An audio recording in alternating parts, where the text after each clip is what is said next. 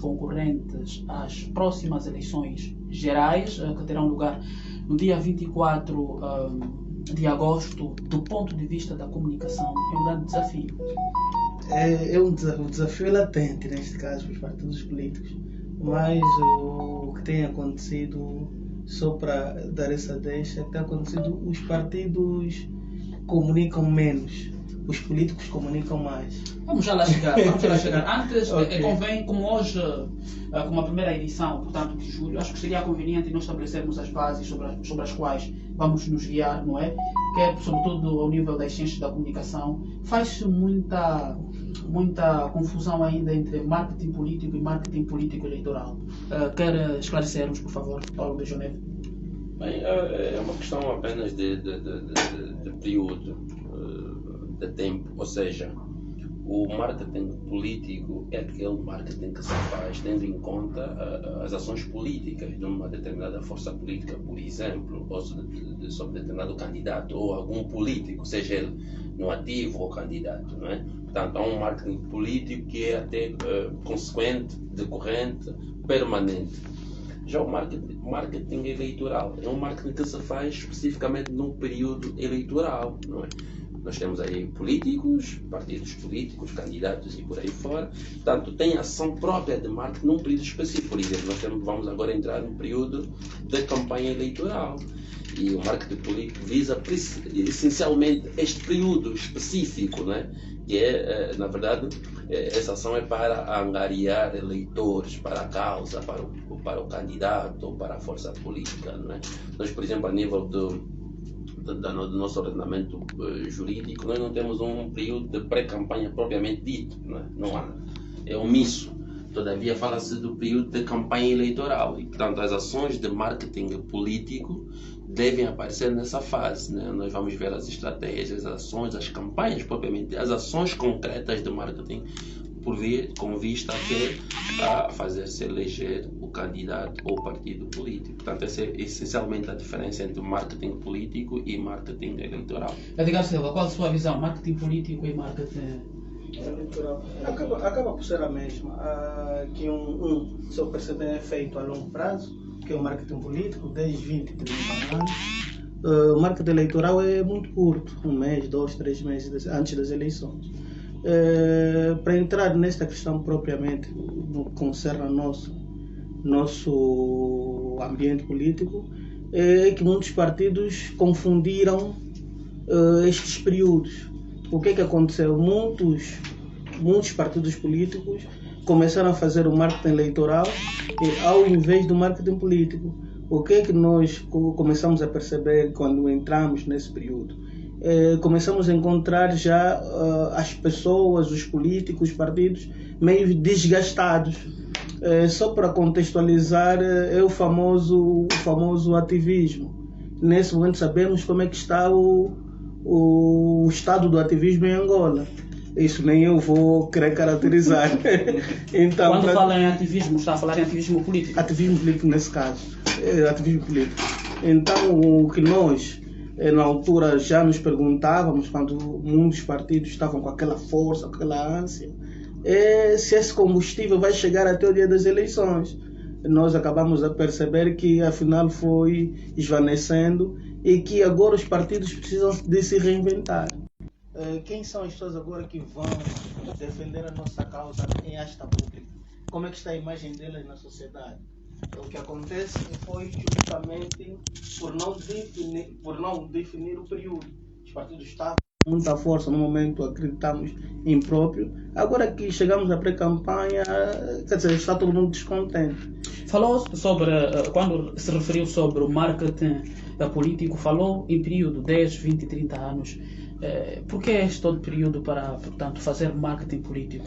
Se as eleições, pelo menos na nossa realidade, são de 5 em 5 anos. Ok, porque ele visa a formação da imagem do candidato.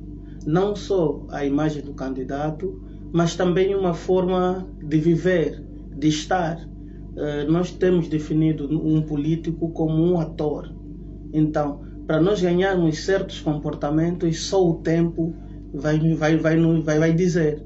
Neste caso, 10 anos, 8 anos, é um período que o cidadão, neste caso, antes de entrar para a política, tem para definir a sua personalidade. Eu pretendo concorrer às eleições gerais de 2027 ou estamos em 2032, faço o cálculo correto. Então, nós, os especialistas, assessores políticos, o que é que vamos orientar? A fazer trabalhos sociais, trabalhos voluntários, a participar em rádios. Então, é neste período que vai fazer trabalho social, trabalhos em rádios, trabalhos comunitários, que a população passa a conhecer-os.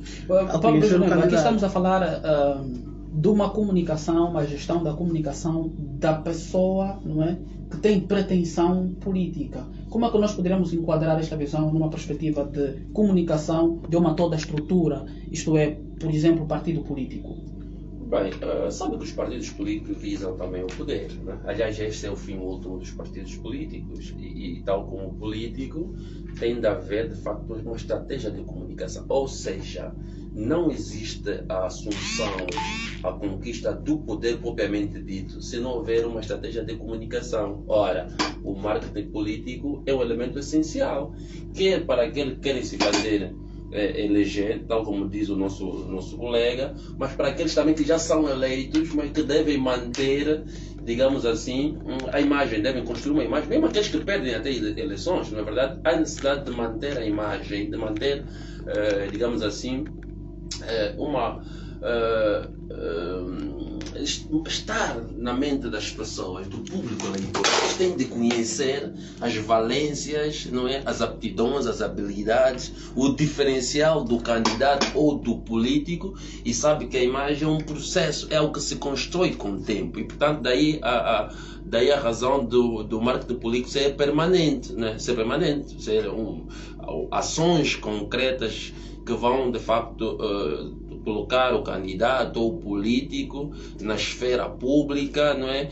Sobretudo fazendo prevalecer as suas qualidades moralmente, não é? Daí que, portanto, justifica-se de facto com o marketing político e, como disse, tem de haver uma estrutura. Portanto, não se faz marketing político, não se faz comunicação política com amadores. E esse é, de facto, um elemento que tem estado a faltar ainda no nosso espectro político, não é? Porque os partidos políticos, não sei se insuficiência de meios, não sei se insuficiência de quadros, que não acredito muito, mas temos estado a notar, de facto, essa insuficiência, passa aqui a redundância, de ações concretas, de uma estrutura de comunicação forte, não é? Portanto, parece haver ainda algum amadorismo por parte desses políticos, não é? E, portanto, acho que se nós queremos, de facto, entrar no mundo político como tal, com os desafios que isso impõe, nós temos de facto que os partidos políticos e os candidatos aqui em particular devem de facto apostar numa estrutura muito forte.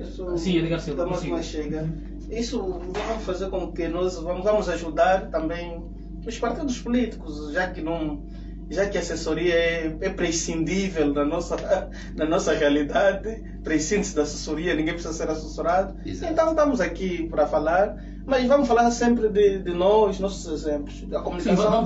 Sim, vamos chegar lá. Edgar Silva, diz-se que a sociedade é o reflexo, portanto, dos políticos que têm, não é? E Paulo Bujoneve fala da necessidade de ações concretas dos partidos políticos, digamos, rumo à conquista do eleitorado. Mas há aqui uma dimensão imagem e reputação que fez referência inicialmente, quando falou que como estão a imagem dos atores, digamos assim, dos atores políticos. A questão é até que ponto é que a imagem, a reputação e todos esses elementos têm, digamos, implicância na definição ou escolha ou mesmo da elevação da performance de um determinado político. Ok, a princípio, como iria também dizer, nós estamos num sistema em que todos vão a reboque de todos. Então, os partidos políticos vão falhando na comunicação com a sociedade e principalmente com as suas estruturas. Nós tivemos dois casos gritantes. Um caso gritante em que fazia parte da lista do MPLA e foi retirado depois de um certo escândalo, e depois também outros que faziam parte do maior partido da oposição, das novidades que foram surgindo, e até membros de direção dos partidos políticos vêm-se surpresos da forma que os partidos foram se organizando dentro do que é as funções de cada... Surpreso em que sentido? A inclusão de certos nomes. Então, muitos desses partidos, como vimos, manifestações em frente ao Tribunal Constitucional, isso é falta de comunicação para os seus quadros, para os seus eleitores. Se no princípio os partidos... Comunicação interna, neste caso. Comunicação interna fossem sensatos em dizer que este indivíduo não pertence ao nosso partido político, mas em contrapartida ele vai ajudar no financiamento da nossa campanha eleitoral, ele vai trazer 30, mais 30 mil, mais 80 mil militantes do nosso partido. Acredito que essas situações que vimos no partido, nesse caso da oposição, e um dos escândalos que houve com um dos militantes do partido da situação, partido do governo, não estariam a acontecer.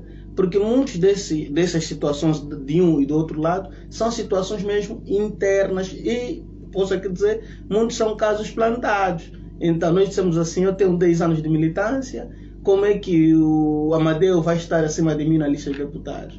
Então as pessoas também, os partidos têm que comunicar para a sociedade, saber nos explicar, olha, temos este candidato a deputado na cima do fulano porque ele vai trazer mais 30 mil pessoas. Vai trazer mais 40 milhões de kwanza para ajudar na campanha. Então, nesse caso, aqui há uma falta de comunicação dos partidos políticos e nós todos vamos reagindo à medida. Como vês, nenhum desses dois partidos vai explicar porquê. Então, isso sim vai influenciar na escolha do nosso candidato.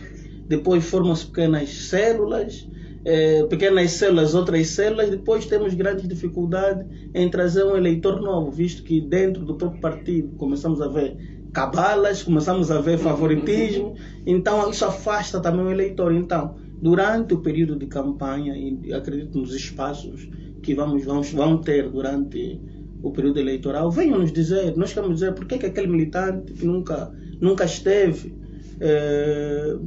no partido, por que é número 18, número 19, por que até este militante foi retirado da lista, se até não foi nada, ainda não transitou em julgado. Então esperamos essas questões, estamos à espera, assim como estamos à espera dos planos de governo, para poder também ter mais subsídios para análise. Paulo Brijonev, o Edgar Silva referiu-se aqui sobre a necessidade da informação interna, né, no quadro de um partido político, o que ressalta aqui questões sobre diferentes ferramentas de comunicação que devem trabalhar a favor, digamos, dos partidos políticos no âmbito de uma comunicação política. Quais são várias ferramentas, de alguma forma, que os partidos políticos podem recorrer para serem eficazes, sobretudo neste tempo, não é, das suas comunicações, para que o eleitorado não venha a assistir falhas de comunicação como a que se referiu o Edgar Silva? Bem, primeiro dizer que os partidos não podem, dissociar-se daquilo que são na essência. Os partidos são organizações, mas antes são organizações de utilidade pública, não é? São formadas por cidadãos, por pessoas, não é? E o cidadão que forma o partido, que faz parte do partido, e mesmo aqueles que não fazem, porque também aqueles que não fazem depois são os que elegem, têm direito a serem informados sobre as movimentações. É mister que o jogo político é um jogo estratégico. Portanto, em política fazem-se alianças. Todavia, nem todo cidadão, nem todo militante está preparado para compreender de per si essas estratégias. É necessário que haja, de facto, uma comunicação interna eficaz. E aí nós podemos, quer a nível de comunicados, de comunicações, quer a nível de reuniões, meetings, briefings, não é? Portanto, o partido deve dar a conhecer aos seus militantes o que é que vai acontecer, porque é que de facto o Paulo Brijonev, que é membro da sociedade civil ou do partido X, esta vez concorre na nossa lista e tem um lugar privilegiado, não é? E portanto há várias formas dessa comunicação ser feita, mas eu aqui neste âmbito apontaria mesmo os comunicados, quer mesmo até as conferências de imprensa, que são importantes não só para o público interno, mas para o público externo, porque sabe que os partidos, eles não são uma coisa fechada em si mesmo, porque tem que estar aberto à sociedade. Porque é com o concurso do voto da sociedade que almejam vencer as eleições. Portanto, as conferências de imprensa seriam muito importantes também. E, de facto, um porta-voz muito bem preparado, que conheça os dossiês, que tenha, de facto, aquela estaleca, que consiga, de facto, trazer aquilo que é, digamos, os ideais do partido para a sociedade. Portanto, e como dizia, é missa que os partidos não se apartam da sua responsabilidade social. São instituições de utilidade pública e, como tal, devem sim explicações, devem sim informar os seus militantes e a sociedade sobre as grandes movimentações. Tal como disse o Edgar, esta questão das listas é uma questão muito, muito, muito delicada. E, portanto, não se percebe como é que partidos como são aqueles que o colega citou cometam esse tipo de erros, digamos assim, ou esse tipo de falta, não é? Portanto, não é bom. Espero que, de facto, aprendam-se com os erros. Os erros também servem para aprendermos e melhorarmos. Muito bem. O caro ouvinte está em companhia do programa Mais Comunicação e hoje nós estamos numa transmissão especial que durante o mês de julho, até o período que precede as eleições gerais, nós vamos estar aqui a olhar sobre a comunicação dos partidos políticos concorrentes às eleições gerais com Edgar Silva, Bernardino Ngola e Paulo Brijolev.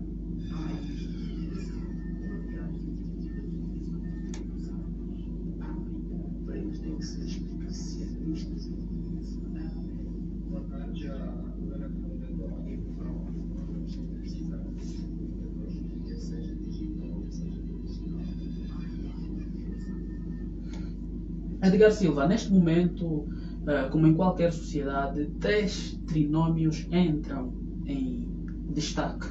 Por um lado, a sociedade, por outro, a comunicação, entenda-se, jornalismo, e por outro, partido político. Neste momento, digamos, qual deve ser o posicionamento da sociedade? Qual o papel da comunicação, que naturalmente sofre muita pressão? E, naturalmente, como deve ser o posicionamento dos partidos políticos? Ok, nós, a sociedade, estamos à espera, estamos abertos a todos, à espera dos programas de governo, das ações dos partidos políticos. Devemos ter calma, devemos saber que o nosso voto somos nós capazes de realizar qualquer mudança. Agora, os partidos políticos têm mesmo de se reinventar. Isso, se pegarmos os manuais, vamos ver que nós estamos a fazer campanhas eleitorais dos anos 50 ou dos anos 40, que é só entregar t-shirt, camisola. A estratégia também, se calhar, é determinada em função do público-alvo. Será que o público-alvo ou o eleitorado evoluiu para uma estratégia de comunicação eleitoral mais sofisticada? Evoluiu muito. Nós temos novos eleitores que acreditamos que passam a ser já a segunda força política, esses dados nossos novos eleitores. Então, os partidos, em termos de ferramentas de comunicação para chegar ao eleitor, à sociedade, têm muitas formas. Nós hoje estamos a falar do meio digital, e para lembrar os nossos líderes de partidos políticos, Bolsonaro fez uma campanha totalmente online. Mesmo na altura que foi esfaqueado, a campanha depois tornou-se totalmente online e conseguiu vencer. Então, nós temos muitos aplicativos como redes sociais que, se bem direcionada, nós vamos ter o político em nossa casa. Vamos dar um exemplo, não sei se o jornalista Mateu também tem conhecimento, não sabe quantos partidos já foram bater a porta da Rádio Queiroz para fazer uma publicidade. Não sei se sabe dessa informação. Então, os partidos também venham às rádios. As rádios é uma de comunicação que está presente em todo lado, nos táxis. E, ao invés de alugarmos carro, temos que ir todos para Viana, vamos apostar por spots curtos, pagos mesmo, porque a lei não proíbe, e está próximo do eleitor. A outra ferramenta é o TikTok, temos o WhatsApp, temos o Instagram. Então, quem hoje conseguir fazer melhor uso dessas ferramentas das redes sociais, também vai ter um considerável número de votos. Nós aqui na internet, é uma questão que durante a semana, nas nossas formações, tivemos a apertar, é a questão dos ativistas digitais e dos influenciadores digitais. Nós, quando começamos a estudar os ativistas, os influenciadores digitais, praticamente aqui ainda não se falava dos influenciadores. Só 4 anos depois é que passou-se a falar dos influenciadores digitais. Então nós vamos falar dos influenciadores digitais na política. Eu, para fazer a minha mensagem, eu tenho que saber quais são... Ricardo Silva, antes de chegarmos para os ativistas influenciadores, gostaria que também dissesses, em função do trinômio a que me referi, o posicionamento, portanto, dos órgãos, ou seja, da comunicação. Da comunicação, nós pedimos mesmo em isenção. A princípio, o jornalista também é um ser humano, também tem as suas preferências. Mas quando chegar mesmo na sua edição, na sua reportagem, retira as preferências e olhe apenas no lado do cidadão. O que é que o cidadão também quer saber? O que é que o cidadão precisa ser informado? Então, jornalismo, isenção. Nós, enquanto membros da sociedade civil, vamos apelar mesmo nesse período eleitoral à calma, ao diálogo, abertura de múltiplas propostas e aos partidos políticos que nos convençam. Paulo Brejnev, sociedade, comunicação ou jornalismo e partidos políticos? Bem, os partidos políticos, como disse o Silva, devem se reinventar. Portanto, como vimos, estão muito lá atrás, na idade da pedra, não é? Portanto, há muitas técnicas, há o clipping, há a media training, a publicidade patrocinada, esse é o termo correto em redes sociais, portanto, há as redes sociais propriamente ditas.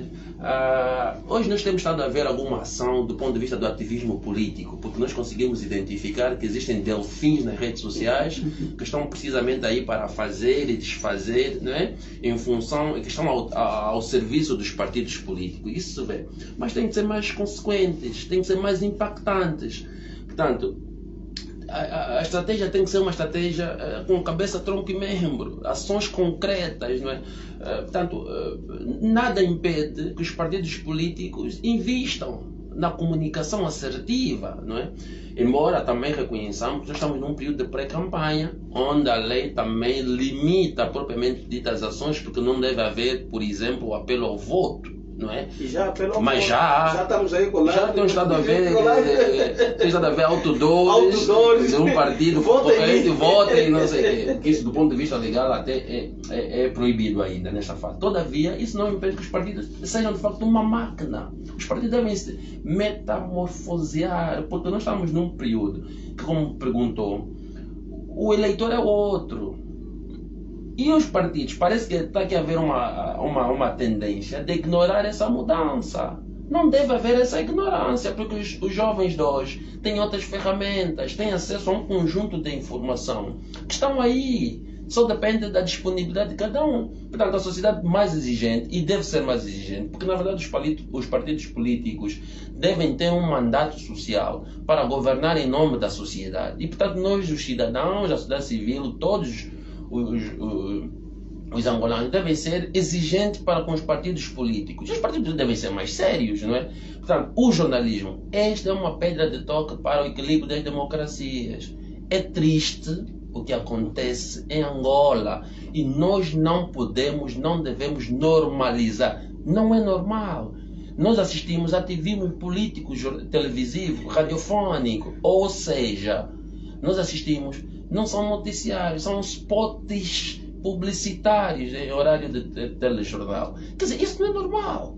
Isso não é normal e enquanto player, enquanto pessoa que está dentro dessa sociedade e que tem interesses para uma democratização da nossa sociedade, nós não podemos normalizar isso. Portanto, o apelo aqui é que os jornalistas, pelo menos, tenham bom senso de ir à cartola, não é? E ver o que é de facto uma reportagem, o que é o interesse público, porque parece que é um desconhecimento total. Paulo Brejnev, há aqui um elemento a que se referiu sobre a existência já de digamos assim, sugestão ao voto, não é? Aqui coloca-se aqui duas dimensões que nos remete a duas instituições fundamentais que têm um papel de relevância, a CNE e o Tribunal Constitucional. E também assiste-se, no mais das vezes, determinados atores políticos a descredibilizar determinadas ações destas instituições. O que abre aqui, portanto, uma questão. Como é que estão estas instituições do ponto de vista da comunicação? Elas também devem comunicar, devem fazer recurso da comunicação para salvaguardar a sua imagem? Claro! Amadeu, nos tempos que correm, não se gera, não se dirige sem comunicar. Comunicação deve ser vista do ponto de vista estratégico. Quando fala comunicação, ser vista do ponto de vista estratégico, o que é que significa concretamente? Enquanto instituição, a CNE, que tem uma responsabilidade muito grande para a democratização e para a credibilidade do processo eleitoral, tem de comunicar, tem de mostrar à pessoa o que é que ela fala, o que é que faz, tem de credibilizar o processo, porque levantam-se várias suspeições em torno do processo, mas em parte também porque não comunicam. As pessoas não sabem porque. Hoje, por exemplo, fui dar uma prova e eu me encontrei com um conjunto de jovens vestidos a CNE. Pensei que devessem distribuir dinheiro. Cheguei lá e como, não, nós estamos aqui só para dar informações sobre as eleições. Mas não houve prévia. Quer dizer, as pessoas não se aperceberam que haverá esse período. E, portanto, a CNE e todas aquelas instituições que tenham intervenção direta no processo eleitoral devem comunicar mais, devem ter, de facto, estratégias de comunicação assertivas e direcionadas aos cidadãos, porque são os cidadãos que fazem o país, são os cidadãos que votam, e para isso as pessoas têm de ir para o processo, quer os próprios cidadãos, quer os próprios partidos, devem ir ao processo confiantes, com conhecimento, com certeza, e tem de necessariamente terminar com esse clima de suspeição sobre os processos eleitorais. Muito bem, Dr. Bernardino Ngola, é comum ultimamente nós assistirmos determinadas instituições, como por exemplo o Tribunal Constitucional, e não só, a realizar briefing com jornalistas. Em que medida é que estas reuniões de alguma forma facilitam a aproximação entre a instituição e o eleitorado? Boa tarde ao vasto auditório da Rádio Queiroz, não é? Relativamente à sua questão, dizer que este tipo de briefing, este tipo de interação com a imprensa, eu penso que, de um modo geral, acaba por criar uma proximidade da própria instituição para com os órgãos de comunicação. Agora, questionar se tem surtido efeito, isto é uma outra questão que provavelmente precisamos analisar, porque ter um encontro com a imprensa de forma esporádica, isso provavelmente não se torna numa estratégia de aproximação com os órgãos de comunicação.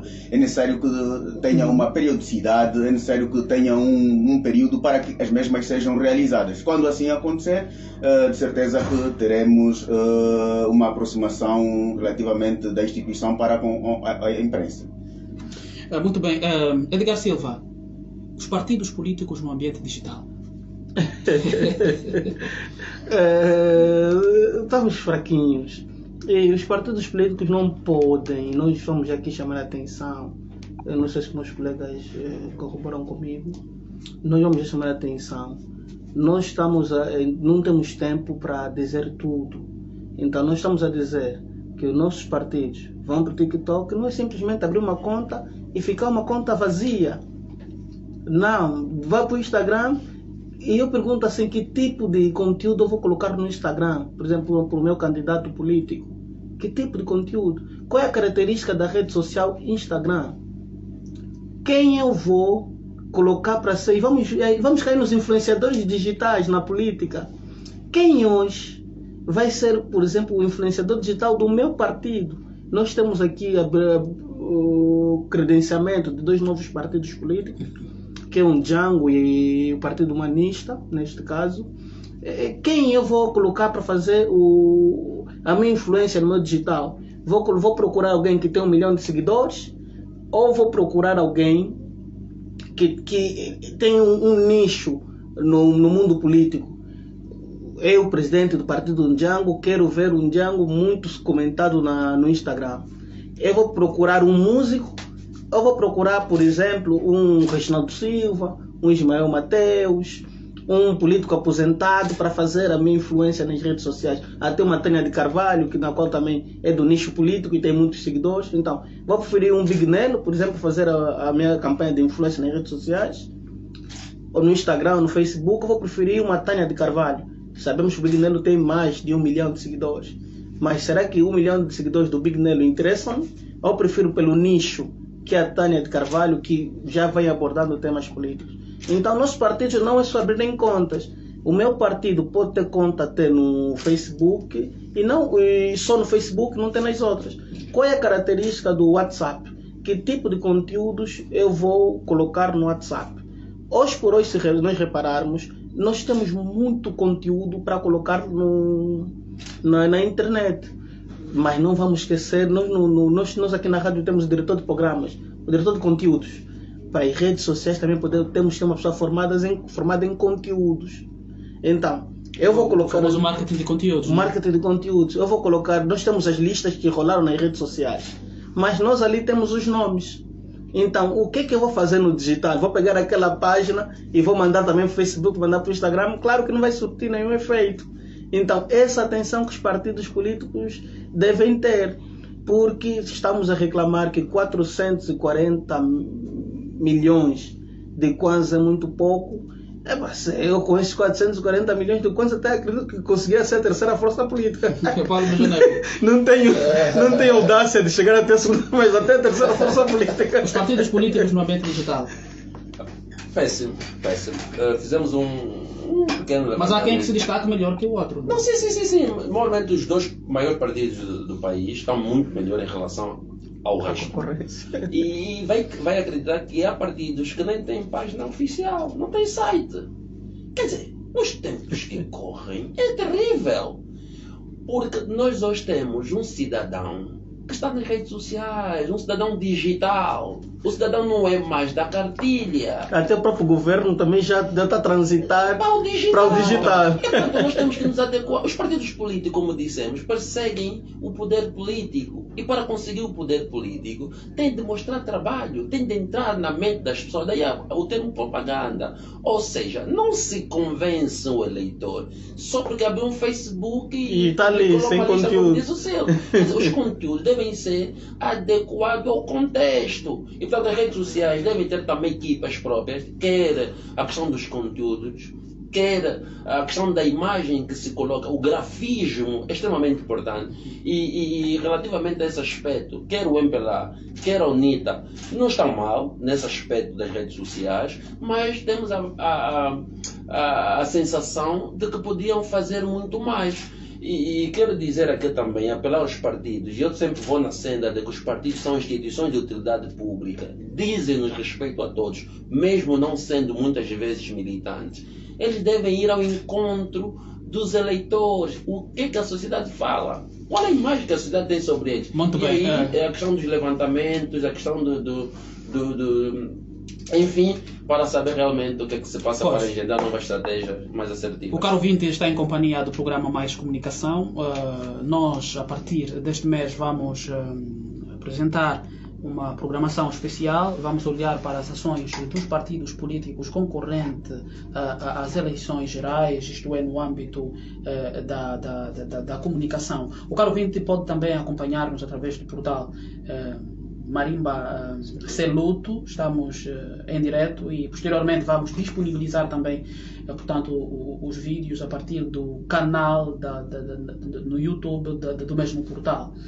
Dr. Bernardino, uma das características que os médias sociais trouxeram é a interatividade. Sente que os partidos políticos que estão presentes no ambiente digital têm feito recurso desta ferramenta, a interatividade, há uma interação com o eleitorado? Bem, conforme já foi dito aqui pelos meus colegas de painel, os partidos políticos, alguns partidos políticos conseguem aproveitar-se dessa ferramenta que a internet nos trouxe, de facto. Mas também é bem verdade que o marketing digital tem alguns pergaminhos, tem alguns pressupostos. A questão da gestão de conteúdos é uma das ferramentas principais do marketing digital, e neste caso para o marketing político, porque é preciso alimentar estes mesmos canais digitais de informação. Recorrendo só aqui a um pensólogo que é o Conrad Adolph, um escritor brasileiro, ele diz que no seu livro Marketing Digital, ele diz que ter uma página nas redes sociais que é estática é como se estivéssemos a ter apenas ficheiros digitais ou arquivos digitais na internet. Portanto, é preciso repensar isso. É isso que eu acabei de dizer. É preciso que haja gestão de conteúdos. É preciso que se alimente toda a informação que é posta a circular nestas mesmas plataformas de comunicação digital. Porque o que é que nós vemos? Vemos que, se não todos, eu tenho estado a seguir aqui a página de alguns candidatos à presidência desse país, e eu digo, seria sensato que poderia não ser todos, mas que em alguns momentos respondessem às questões que os seus seguidores ou os seus cibernautas têm estado a manifestar. Mas é mentira. As pessoas provavelmente olham impávida e de forma serena para aquilo e consideram que têm uma página no Facebook ou têm uma página nas redes sociais. Isto é completamente errado. Edgar Silva, há aqui a dimensão que nos remete à estrutura orgânica da máquina que trabalha a comunicação. Quais os profissionais que devem dar resposta a estes desafios que o ambiente digital colocam aos partidos políticos? Para além do gestor de conteúdos, não é? Ok, por norma deve ter mesmo um jornalista, porque a capacidade que tens de trabalhar texto do jornalista é fantástica. Não podemos dispensar o jornalista, um bom cameraman, uma boa câmera. Nós muitas das vezes, passando a publicidade, temos a ver fotos dos nossos partidos nas redes sociais, Tecno, Vivo. Então, bom fotógrafo, o bom jornalista, o redator. Nós precisamos dessas pessoas para trabalhar no ambiente digital. O ambiente digital não é pegar o meu sobrinho, que até gosta muito do Facebook, e colocar ele a mexer nas páginas do partido. Não. Existem estratégias políticas nas redes sociais próprias, que são... Começamos aqui com... Agora vai me fugindo. As estratégias políticas em redes sociais são... Primeiro devemos ver a padronização da comunicação. Como vamos lançar os textos nas redes sociais, as cores, como vamos tirar as fotos nas redes sociais. E nossos partidos têm muito desta, que é, vou mandar o meu sobrinho tirar-me fotos do evento e depois ele vai publicar as 80 fotos no Facebook. Não. Eu preciso 3, 4 fotos. Diz mais ou menos como foi o ambiente em que eu estava. Então, as cores, os partidos nesse momento têm muito cuidado com as cores.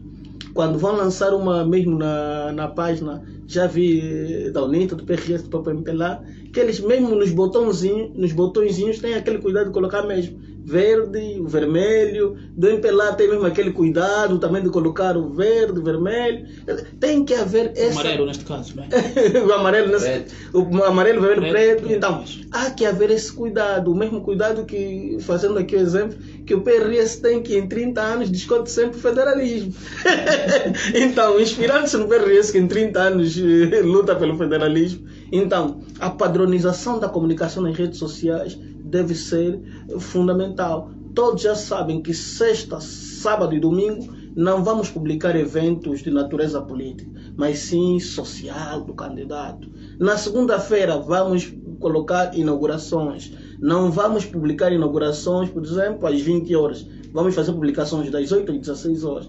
Os textos não serem muito longos. Nós não temos tempo de ler muita coisa. É a regra dos 3,5 segundos. Nós, quando estamos a passar os nossos dedinhos no nosso ecrã, são 3,5 segundos que nós temos para nos chamar a atenção e voltar para ler. Quando o texto é muito grande, não precisamos daquilo tudo. Paulo Buchanan, o doutor aqui, Bernardino Ngola, falou sobre uma questão importante. É a comunicação do partido político entre a comunicação do candidato. Sim. Como é que olha para esses dois elementos? Extremamente estratégico, ou seja, nós temos... É importante ter cuidado. Temos que ter cuidado. E nós estamos num espectro político que parece que os candidatos têm mais visibilidade, são eles que carregam os partidos enquanto organização. Embora também para para o caso dos presidentes, dos candidatos a presidente da República, possa ser um pouco compreensível no período, né, em que nos encontramos. Mas tem de haver esse cuidado, sim. Daí que tudo aquilo que tem a ver com o candidato como tal é extremamente importante. E esta questão, por exemplo, da personalidade, do caráter, das virtudes, dos feitos, do perfil, são elementos do perfil do candidato, da rede social do candidato, que deve ser gerido por uma equipa que gera a página do candidato. E como disse muito bem o meu colega do painel, a necessidade de interação. Nós percebemos e entendemos muito bem, e é missa, que o candidato não tem o tempo para estar ali nas redes sociais e responder, mas tem que constituir uma equipa. Então, se você é candidato à presidência da República, tem que ter atenção a esses aspectos todos. Desculpe só intervir. Até porque não é o próprio candidato que gera a página no ambiente online. Isso, claro, não teria tempo para provavelmente fazer outras coisas. Alguém, aquilo que nós chamamos em marketing digital, que é o gestor de conteúdos. Este sim deve responder, este sim deve interagir em nome do candidato. Mas é importante dizer que o candidato deve, né, ter sempre os briefings, aquele encontro, aquela ideia sua com própria o gestor de página, com a equipe. Agora, relativamente à equipa, e o Silva falou, por exemplo, do gestor de conteúdo, que é um elemento extremamente importante, mas nós podemos alargar essa equipa, porque se nós queremos ter uma equipa de facto com impacto, que produza de facto impacto, não é? Nós podemos falar, por exemplo, além do gestor, do jornalista que o colega já falou, do marketeer, que é uma pessoa extremamente importante para ver de facto qual é a melhor estratégia de marketing e qual é a tendência para atuar no momento. Um porta-voz, e nesse caso para fazer parte da equipa, porque o candidato muitas vezes não tem a disponibilidade para falar e tem de ter um porta-voz que conheça quer o ideal, quer as propostas, quer a visão do candidato. Podemos falar de um design gráfico, falou por exemplo da fotografia. Não são quaisquer pessoas que tiram fotografia e conseguem determinar o valor e a essência de uma foto. Como já dizia o meu professor, 1000 fotografias só 2 valem, não é verdade? E portanto não é mister que tem de preencher o espaço cheio de fotografia. Tem que ter um design gráfico, um bom fotógrafo e até, se possível, um sociólogo. Porque, embora tenhamos um gestor de conteúdo, um jornalista que sabe fazer o texto, mas é necessário também ter, às vezes, um sociólogo que entenda aspectos culturais. Porque nós comunicamos também para a cultura. Cada sociedade tem os seus aspectos sociais muito particulares. Só cortando e vai continuar, da cultura é que nem o outro candidato que amarrou o pano para frente, né? Nesse período vamos ver essas cenas, vamos ver muito dessas cenas. E depois um politólogo, que é muito importante. Nós não vamos confundir político e politólogo. O político é aquele da ação política, da política ativa. Mas o politólogo é um cientista da política. Estuda toda a portanto, e ele consegue, dentro da equipa, dar também uma opinião muito técnica sobre os conteúdos, sobre toda a panóplia, não é? Sobre todo o ambiente. E é extremamente importante que ele também esteja aí. E tem de haver esses briefings para que depois essas ações sejam mesmo bem delineadas e sejam eficazes, porque senão estaremos aqui. Edgar Silva, o Bujonevo falou sobre algumas características inerentes à personalidade dos candidatos, não é? Sabemos que os candidatos têm personalidades diferentes. Como é lidar com a comunicação destas personalidades nas diferentes ferramentas de comunicação, isto é, do offline ao online? Ok, então aqui, isso normalmente quando vai se relacionar com o eleitor, que tipo de comportamento o nosso candidato vai ter. Mas antes de tudo, nós fizemos um briefing com o candidato, uma análise SWOT, em que o nosso candidato tem que dizer já o que é que ele se sente confortável em fazer e o que é que ele não se sente confortável em fazer. E principalmente se goza de boa saúde. Essas são as primeiras perguntas. Então, vamos visitar praças, mercados. Vamos dar aqueles beijos do Abel Chivucuvuco. E não fazendo publicidade, porque vamos falar de nós, né? Ou dando aqueles beijos como Bolsonaro. Acredito que as pessoas estão confortáveis. Então, o nosso candidato deve nos dizer isso. Olha, não me sinto confortável em ir aos mercados, por exemplo. Eu sou muito empático, não sou muito simpático. Olha, eu não consigo estar no ambiente, por exemplo, na área acadêmica, tenho dificuldades em me impor no segmento acadêmico, então marque a minha, como é que eu vou dizer, a minha apresentação muitas vezes para o mercado ou para zonas periféricas. Então, Os nossos candidatos, a princípio, vamos começar a campanha eleitoral. O Tribunal Constitucional ainda não validou as candidaturas. Cada um deve ver já aonde se sente confortável em estar, aonde se sente confortável em fazer. Porque muitas das vezes até a nossa principal dificuldade é mesmo com a nossa formação. Muitos que quando eles fazem perguntas ligadas à formação acadêmica têm muitas dificuldades até em responder. Então, nós já estamos a caminhar para a reta final. Dr. Bernardino Angola, o eleitorado hoje evoluiu? É uma questão que já Brijoneve e aqui o Edgar Silva respondeu. Eu gostaria de ouvir também de si a sua visão sobre o eleitorado hoje. Bem, a praça é grande neste preciso momento. Agora, a questão se o eleitorado evoluiu, provavelmente vamos ver após a realização das eleições, mas é o seguinte, hoje o eleitorado que nós temos já não é o mesmo eleitorado de 1992, disso pode ter certeza. Hoje o eleitorado é mais exigente, hoje o eleitorado sabe a quem pretende votar, hoje o eleitorado sabe mensurar as promessas que provavelmente haviam ou tenham sido feitas por um determinado candidato e que se até neste preciso momento ou até a realização das eleições o eleitorado já consegue mensurar se de facto as promessas foram realizadas ou não. Mas isto nos leva à seguinte questão: será que o nosso eleitorado vota pela figura do candidato à presidência da República ou vota pelo projeto político? Essas questões vamos procurar responder nas próximas edições. Edgar Silva, Bernardino Angola, Paulo Brijoneve, muito obrigado pela vossa presença. E contamos convosco na próxima edição. Eu particularmente digo, é sempre um prazer estar aqui e partilhar esse momento de comunicação. Muito bem, caro ouvinte, nós terminamos assim a primeira edição desta temporada especial do Mais Comunicação por causa das eleições gerais previstas para o dia 24 de agosto e por se tratar de um momento peculiar em qualquer democracia, as ciências da comunicação têm também uma visão sobre o assunto, congregando consigo marketing político, marketing eleitoral, o jornalismo, a assessoria da imprensa, o marketing digital, enfim, todo um conjunto de técnicas da comunicação integrada que encontram lugar neste espaço. Portanto, despeço-me em nome da equipa que trabalhou para si, de Eduardo Santana, de Nilson Kingongo, Maria Luísa Precinda Félix e Wilson dos Santos. Eu sou o Amadeu Cassinda. Contamos consigo na próxima edição. Como sabe, o ABC da comunicação é aqui. Terminamos. Foi muito bom. Foi muito bom. Mas o tempo também passa mais Desculpas pelo atraso, há muito que prometeram construir o